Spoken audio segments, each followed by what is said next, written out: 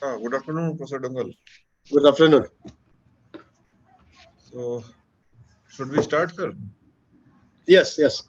Okay. So, dear friends, now we are having Professor J. Doungel with us. He is a professor in Department of Political Science, Mizoram University.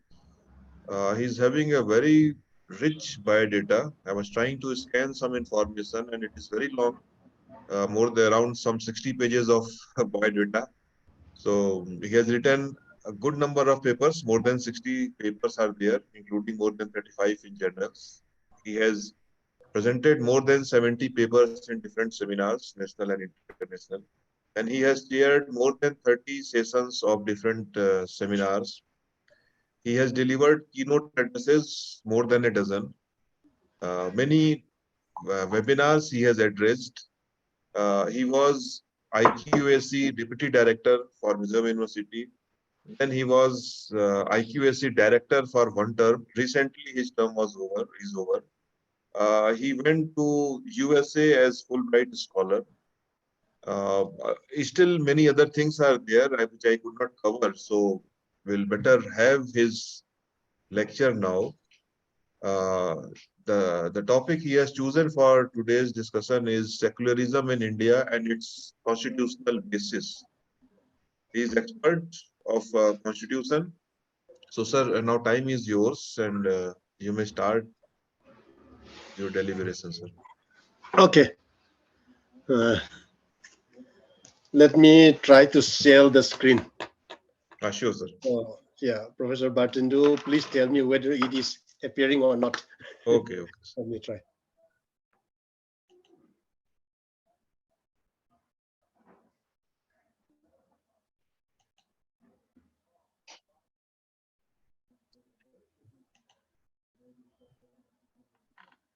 Is it appearing? Not yet, sir.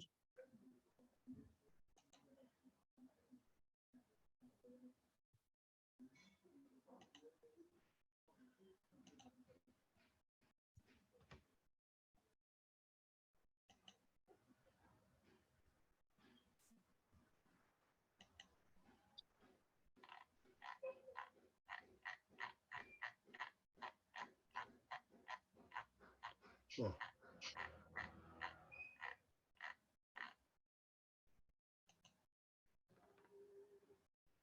It's not coming, sir.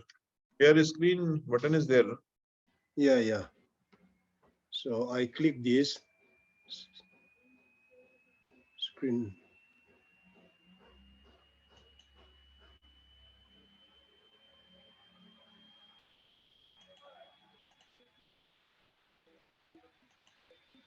Yeah, it's coming now. But okay, now secularism in India. Okay.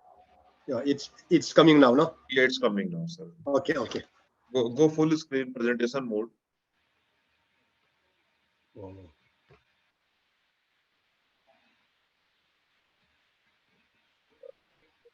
Right side, sir. Right side of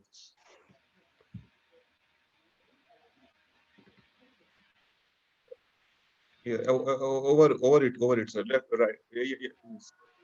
Yeah. Just before that percentage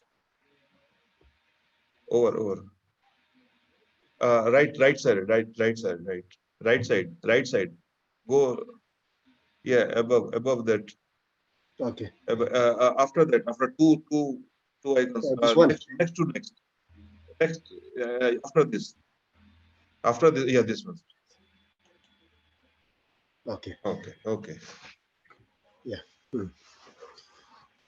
So participants, uh, today we shall have deliberation on secularism in India and its constitutional basis. Uh, so to save time, let me go straight to the topic, and I hope that it is interaction among the faculty than teacher teaching students, because you are all teachers like me. So we shall start with the background. So what is meant by secular? This The word secular has a broad range of meaning. It can mean anti-clericalism, atheism, naturalism, non-sectarianism, or neutrality towards religion or against religion. And secularism in modern sense of the term was first used by British agnostic writer Jules Holyoake in 1851. And it was with Jules Holyoake that term secularism in modern sense came to be identified. And Holyoake definition of secularism advocates cooperation with religion, and this concept is closer to humanism. And concept of secularism after Holyoake began advocating separation of church and state, or separation of religion and state. So Holyoake, he held the view that good secularists need not be atheists, but just opposite to Holyoake, Charles Bradlaugh stated that a good secularist should be a dedicated atheist. So there two contradictory views emerged. And after that, secularism was classified into two, as hard secularism and soft secularism. Hard secularism rejects religion, but soft secularism advocates neutrality or tolerance or liberalism towards religion. So then contractualist John Locke, he argued that government must treat all citizens and all religions equally. That means there should be no discrimination on the basis of religion. So secularism is associated with the age of enlightenment in Europe, and it plays major role in Western society. And in Western countries, open display of religious practices or religion in place of worship, it is restricted, it is opposed. And as a result of that, so separation of church and state was adopted in the United States, then in some other countries.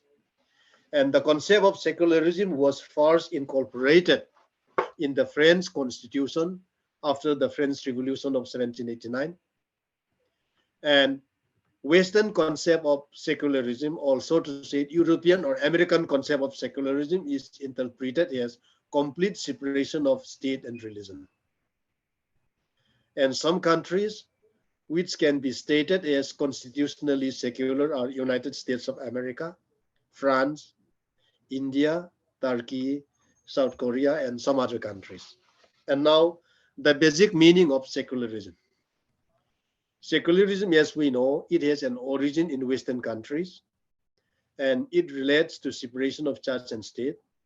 And Western concepts, particularly the concept of American and European, mainly focus on neutrality or opposed to religion. But in India, the concept of secularism is different. In India, the word secular or secularism is not anti-religious or is not anti-religion. It stands for equal treatment of all religions without discrimination. And secularism in Indian context means equal treatment of all religions. Secularism may be classified in three sets of interrelationship, like relationship between state and religion, relationship between religion and individual, and relationship between state and individual. So three factors, individual, state, and religion, are involved in the Indian concept of secularism, and there should be mutual understanding among the three actors. Then development of secularism in India. Secularism has made Indian culture a blending of various separate elements, and various factors into a single whole. And we can trace back to Sufi movement and Shakti movement in medieval period, because Sufi movement and Shakti movement, Bhakti movement, sorry, brought many religions, and various community into a single whole with love and cooperation. The leading lights of the movement were Khaja Moinuddin Chishti, Baba Farid, Kabir, Guru Nanak, Dadu, Tukaram, and Mirabai. So, the spirit of tolerance has been the hallmark of secular attitude in India since ancient period. In ancient period, uh, it could be cited from the rule of Asoka the Great. Then in medieval period, the rule of Akbar the Great could be cited. And that has been continued, and that concept has been highlighted and professed in the Constitution of India also, spirit of tolerance. And the Constitution drafted by Motilal Nehru as chairman in 1928 laid down that there shall be no state religion in the Commonwealth of India. So during freedom movement, Congress party under the leadership of Motilal Nehru drafted constitution for future India. And here in that draft constitution itself, it was stated that there shall be no state religion for India. Then Jawaharlal Nehru and Mahatma Gandhi, they were also another advocates of secularism in India. And Nehru based secularism on commitment tinged with progressive view of historical change. And Gandhi's secularism was based on brotherhood of religious communities. So people from all religions, all communities should live together as Indian with secular attitude without hatred towards other religious communities. Then Mahatma Gandhi also held the view that religion and politics should not be separated. So Nehru also insisted that free India should be a non-communal secular state. And Nehru also professed that Constitution of India is based on secular concept and it gives freedom to all religions equally. Now, basic outlines of secularism in the Constitution of India. So, in which part of the Constitution of India secularism has been emphasized, secularism has been incorporated, and secularism has been put in written form in the Constitution of India that we shall deliberate one after another, starting with the preamble. We know preamble is introductory part or introduction to the Constitution of India. And the word secular did not appear either in Article 25 or Article 26 or preamble to the Constitution of India earlier in the original Constitution, but only after the enactment of Constitution 42nd Amendment Act 1976. The word secular was added in the preamble to the Constitution of India. And after that, this very word secular has also been added in Article 25 and Article 26. And even before the word secular or secularism has been propagated, has been incorporated in the Constitution of India, the concept has been already interpreted. That means equal treatment of all religions. So two words, socialist and secular, are added in the preamble to the Constitution of India by Constitution 42nd Amendment Act 1976. And the Supreme Court of India, in its historic judgment on 12 September 2002, upheld that the National Curriculum Framework for Secondary Education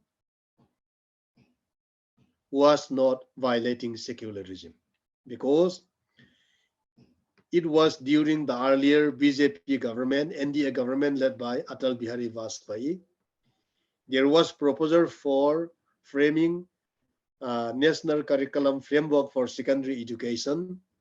Then, in this regard, case was filed in the Supreme Court that it violated the secular credential of India.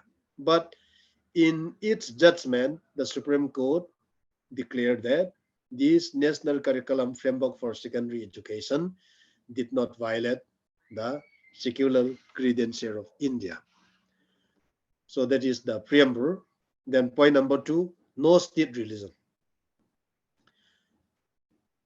There shall be no state religion in India. This has been propagated, and this is not only propagated, but it is also put in written form,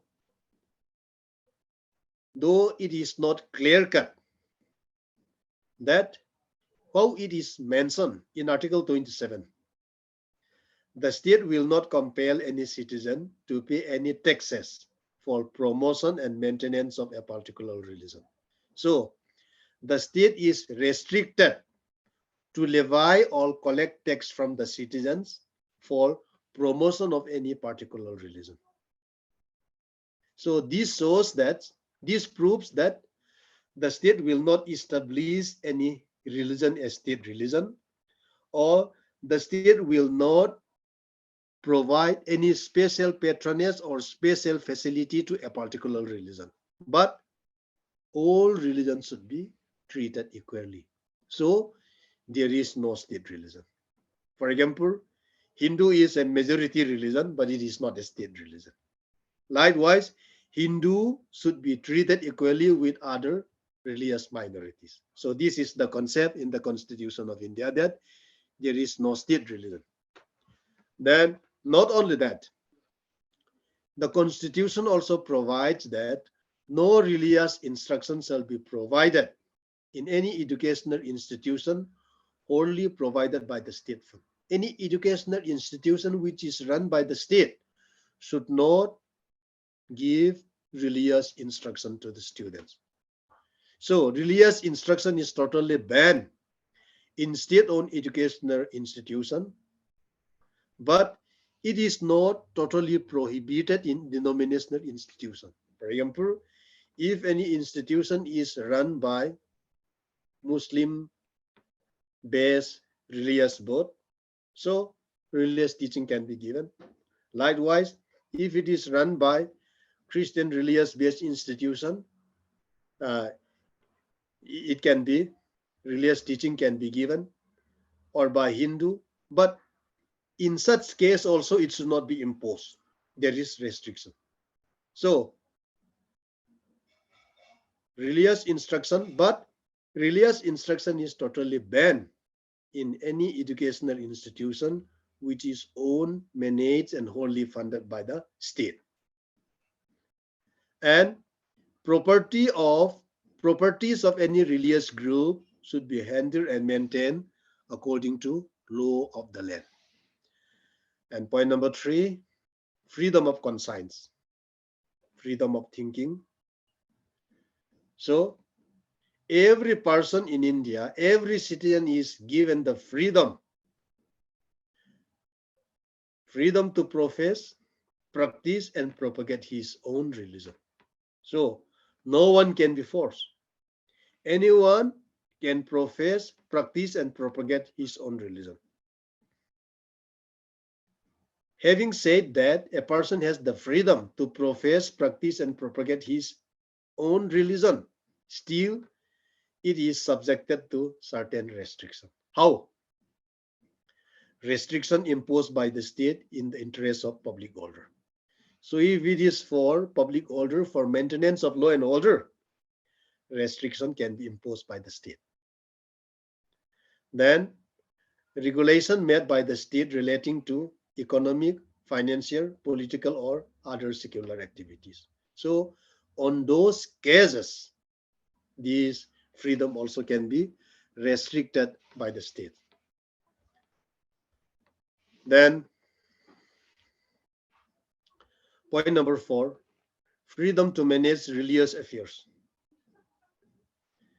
There is not only freedom of individuals to profess, practice, and propagate his religion, but rights are also granted to all religions. That means citizens have the freedom to profess any religion, to practice any religion, and to propagate his religious view. So some freedoms have been given to citizens. But freedoms are given not only to citizens, but to religious group also. How?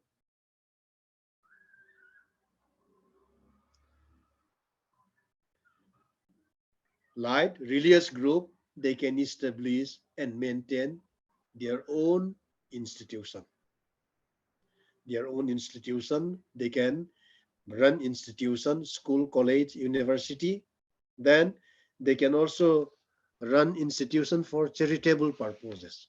Then religious group can manage their own affairs, their religious affairs, without interference from government.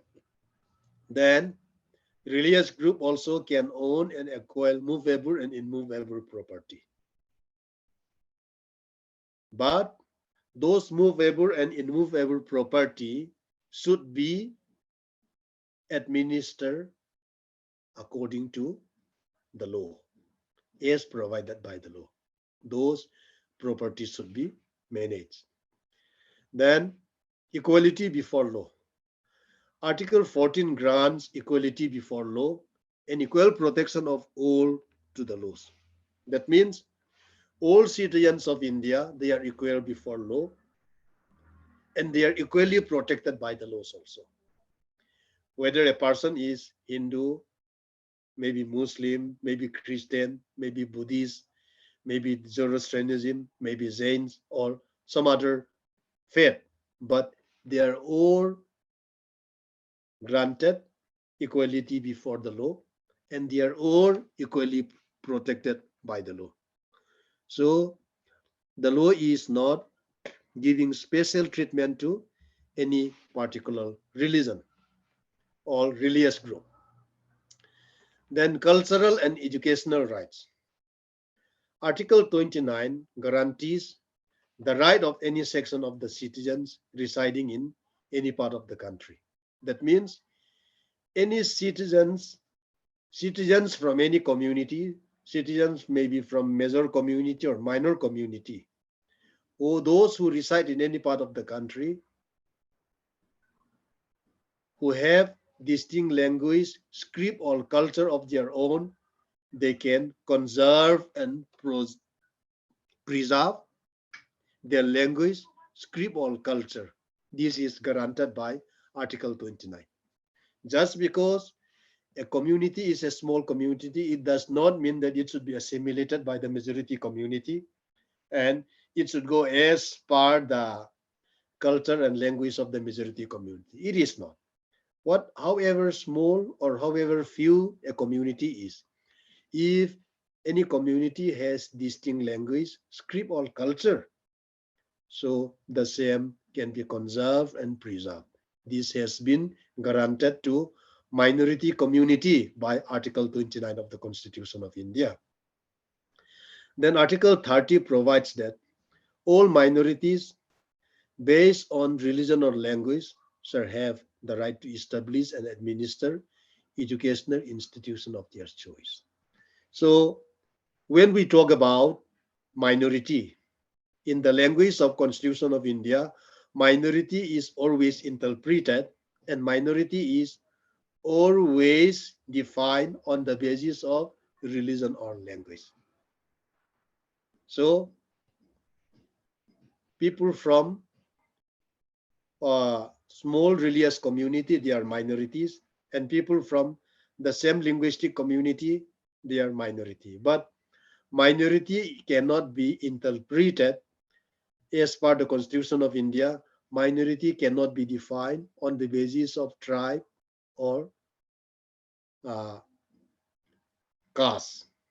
Minority is always defined only on the basis of religion and language. This is how minority is defined in the Constitution of India, as it appears in Article 29 and Article 30. Then, in fundamental rights, Article 15 prohibits discrimination on grounds of religion, race, caste, sex, or place of birth. That means there shall not be any form of discrimination on the basis of religion. This is mentioned in Article 15. Just because a person is from majority religious community, he should get all the facility. Just because a person is from my religious minority community, he should get no facility. No such thing is there. So whether a person is from major religious community or minor religious community, they should be equally treated. So there shall be no discrimination on the ground of religion, race, caste, sex, or place of birth. Whether a person is born in Allahabad, or born in Arunachal, or born in South India, North India, or East India, or Northeast India, they should be treated equally. So it should not be, treatment should not be changed on the basis of place of birth. Then what Article 16.1 says, equality of opportunity to all citizens in matters of public employment.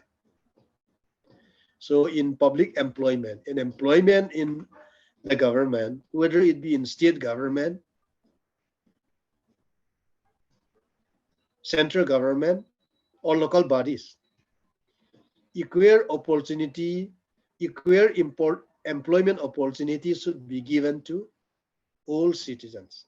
Then, even in employment, there should be no discrimination on the basis of religion, race, caste, sex, or place of birth. So, all these articles and all these constitutional provisions indicates that people of different religious communities are equal before the laws in India. So those are some of the constitutional provision how India is secular, and the constitutional background how India is secular. But secularism in India, it is not always going smoothly. That we have to keep in mind. It is not always going smoothly. There are problems, critical development, and untoward incidents from time to time. So there are certain challenges of secularism in India. So what are the challenges secularism face in India? We shall discuss one after another. Point number one, constitutional contradiction. How is it that the Constitution of India itself contradict itself with regard to secularism? How? So Article 48, it is based on secular phrases, but it sanctions ban on cow slaughter. So Article 14 put ban on cow slaughter.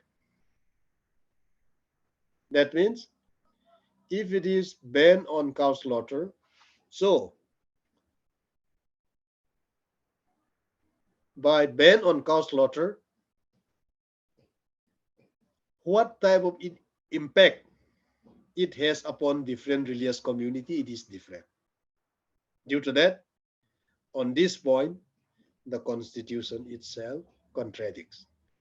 Then Article 30 also has been interpreted as lopsidedly putting majority community in the less advantaged position because of safeguard given to minority community. Some critics say this Article 30 is putting the majority community in less advantaged position. But whether it's true or not, this is the observation and view of the critics. Then challenges, point number two, society is non-secular. So how society is non-secular? There has been incorporation of special concern for women and children in Article 15.3. Then special concern for backward classes in Articles 15.4, 16.4, Article 46, and Article 355.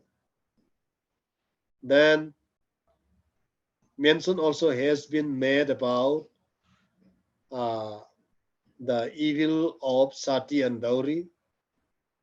Then There is also mention about dignity of women in Article 51A.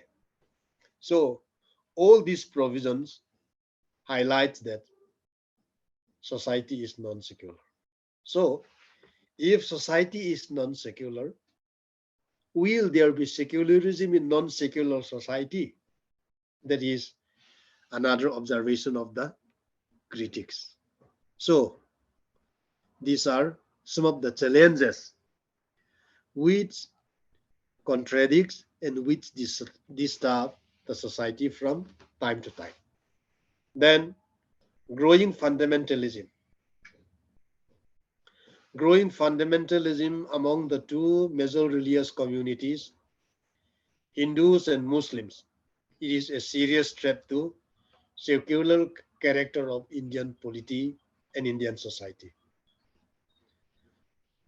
Muslim fundamentalists want to preserve their identity, religious identity, and the same has been done by Hindu fundamentalists.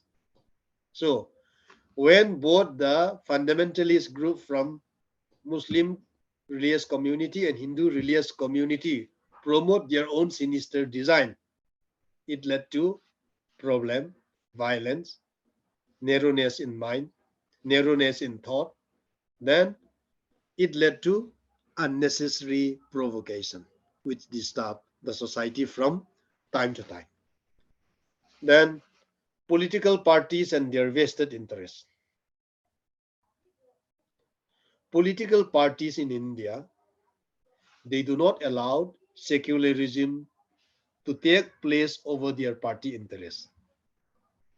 So some political parties, they have vested interests in communalism, and from communal violence, they try to gain and they gain political power also. So many political parties, they appeal to electorates on the basis of caste, creed, religion, and language, and they try to capitalize all those issues. That is another problem. Then growth of communalism and communal rights. So whenever we talk about communal rights is always and was always between the two major religious communities, Hindus and Muslim. From 1954 up to 1963, there were average of 62 communal rights every year, and about 40 people were killed each year. Then from 1964 up to 1970, there were 425 communal rights each year, and approximately 467 people were killed each year. Then from 1970 to 1978, there were 234 communal rights and 68 people were killed. And communal rights declined during national emergency. And quite recently, there were 761 communal incidences in the year 2007. And communal riots still occur occasionally, even in the recent past. So communal riots, these cannot be, and up till now, cannot be curbed completely. So this is another challenges faced by secularism in India. Then, is there secular party? Is there secular political party in India? Ideologically, political parties in India can be grouped into three groupings: left, center, and right. Then what are left, center, and right? Left means left or lefties means those political parties which are ideologically opposed to religion and God, and particularly they are the followers of Marxist ideologies or communist ideologies.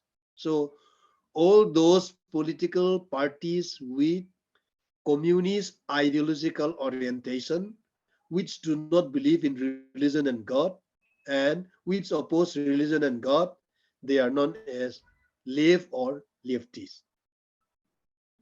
Like we have CPI, CPIM, RSP, Forward Bloc, and some other political parties. They are the left-oriented parties based on communist ideology, which do not believe in religion and God. And quite opposite to this left, there are some right wing who are opposed to the left.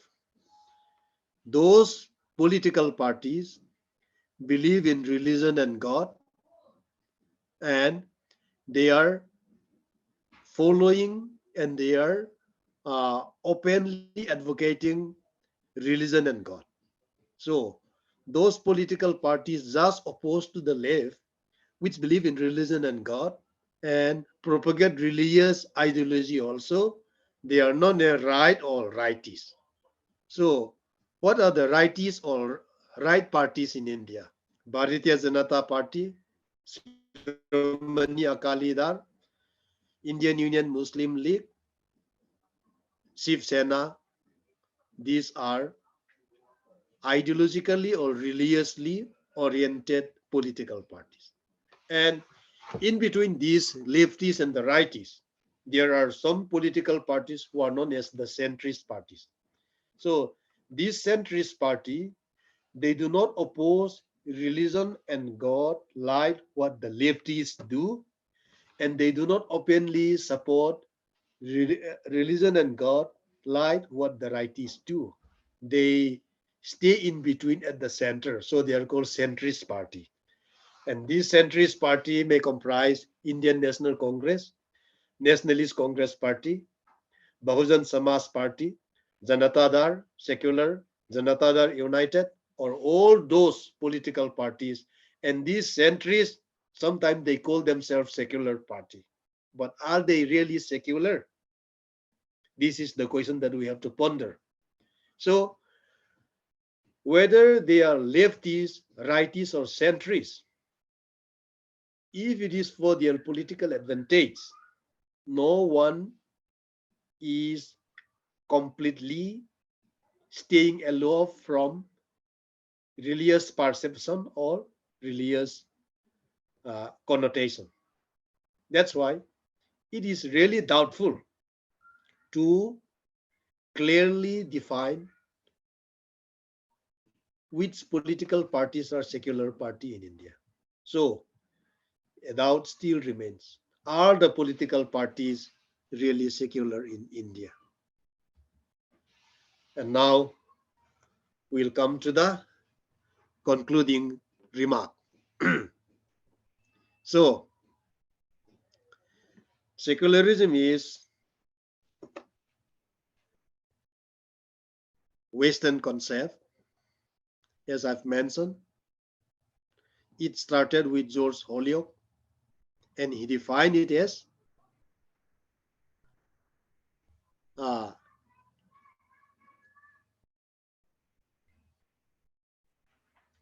something which is not anti-religion. But the concept changed afterwards, and in Western interpretation of secularism, it is always interpreted as anti-religion or against religion. But in the Indian context, secularism does not mean anti-religion or against religion, but equal treatment of all religions. So Indian concept of secularism means equal treatment of all religions. Whether a religious community is small or big, they should be treated equally. And due to that, secularism or secular concept has been adopted in the Constitution of India. And even before the incorporation of secular or secularism in the preamble and fundamental rights of the Constitution of India, the idea of secularism has been advocated and interpreted. since pre-independent era. So secularism means equal treatment of all religion. However, from time to time, there are certain communal incidents which disturbs peace and tranquility among different religious communities and among the societies in India. So, secularism, as has been propagated and incorporated in the Constitution of India, as we know, it is not going smoothly. Problem has been there from time to time.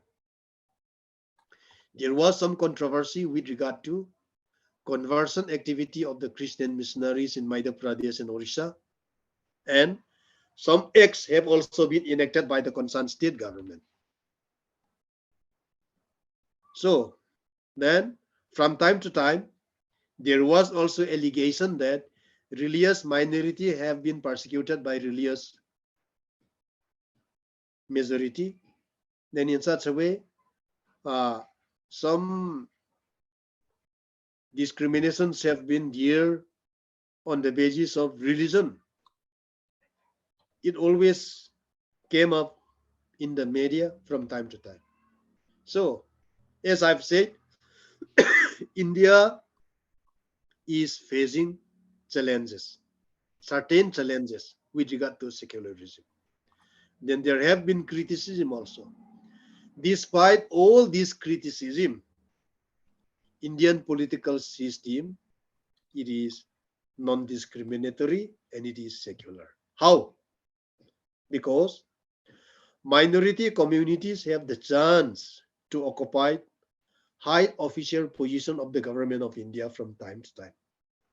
So from religious minority, we already had president, vice president, prime minister, cabinet ministers, chief justice, chief election commissioners, chief of army staff, navy and air forces, and in other high-ranking government positions.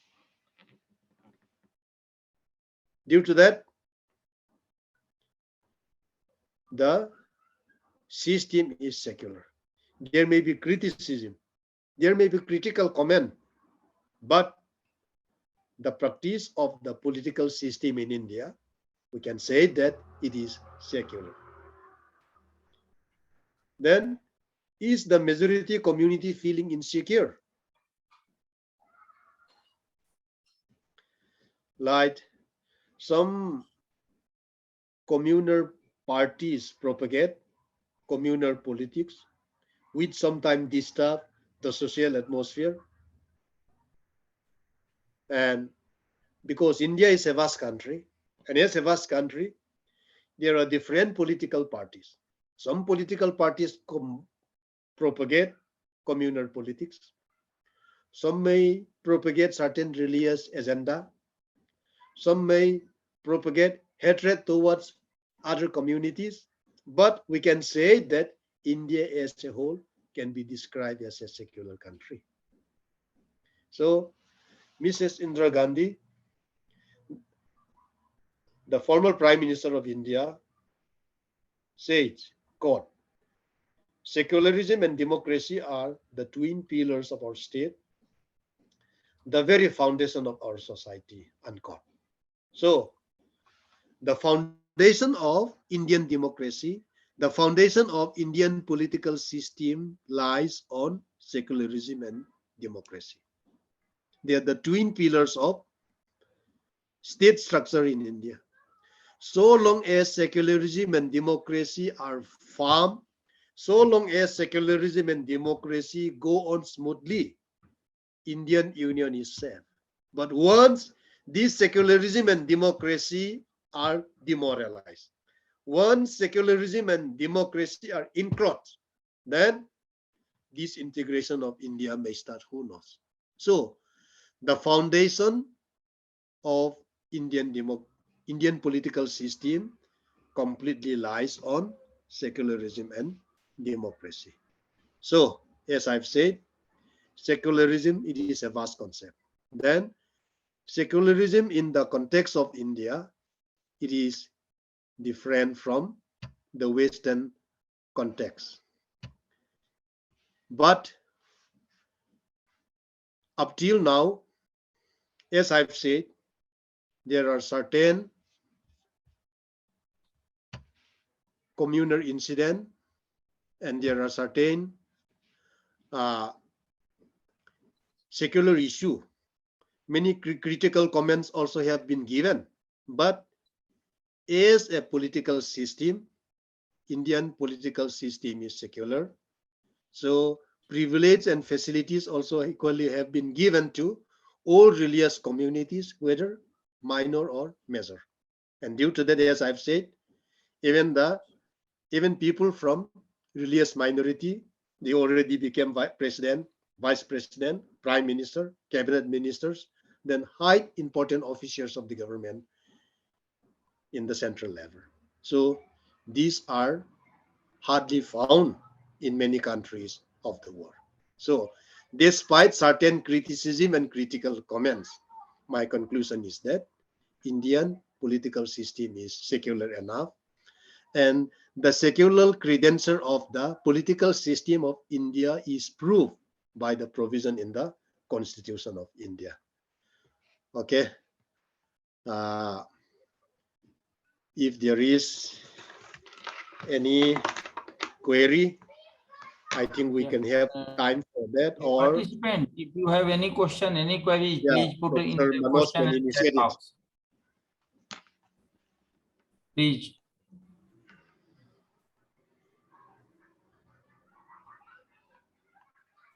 If you have any doubt, any questions, please put up in the question and answer box or in the chat box so that we can take up it.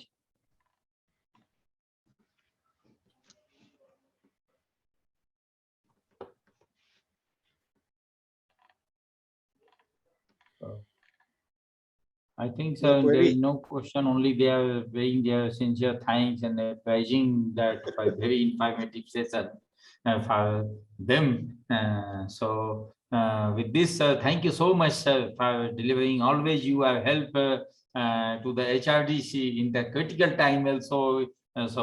Even then you are very busy study. Also you are in some meetings, but you accepted our request and you delivered a very nice informative lecture actually, which is a very important. Secularism is one of the burning topic nowadays. A lot of issues are there. So by your lecture, at least our participant, they are able to understand the constitutional ground of the meaning of this secularism concept. Because nowadays everybody is talking secularism and people are thinking that secularism is related to the religion only. And there is so many divisions on that issue. So your lecture highlighted the constitutional background of the secularism, in which clause, which law it is governed. So it is very informative, sir. Thank you so much, sir, for your valuable time to us. And I request in future also to kindly help us in the running this courses, sir. Thank you, sir. Okay. Thank you, Professor Manoj, and all the participants for your patient listening. Thank you all. Thank you. Okay. Thank you, sir. So, dear participant, in this way, today we finish our sessions. Okay. So, tomorrow again, this is the routine. Tomorrow again, 10 o'clock, we will meet and we will start the session. Okay. So now you can leave the session.